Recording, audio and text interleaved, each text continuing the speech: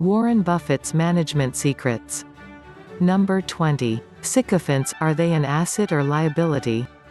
Warren Buffett said, "Of one thing be certain, only in fairy tales are emperors told that they are naked. Leaders love to be loved, they surround themselves with, yes, people. People make a living by telling the boss how wonderful their ideas are. Their job is to say, yes, to the boss.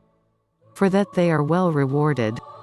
Hire an advisor and his job will be to advise the boss his ideas are the greatest. No one hires. No, men. Nothing wrong with hiring a yes man or woman, until the disaster comes home to roost. And the board asks you to step down. Warren's solution is to surround himself with as few people as possible. His idea of a group discussion is to look in the mirror. He seeks advice from Charlie Munger, Berkshires vice chairman, who says no more times than he says yes. Charlie is Warren's no man. He has kept Warren from stepping into disaster on more than one occasion. Another business tip from learnaccountingfast.com. Next. The secret to learning from missed opportunities.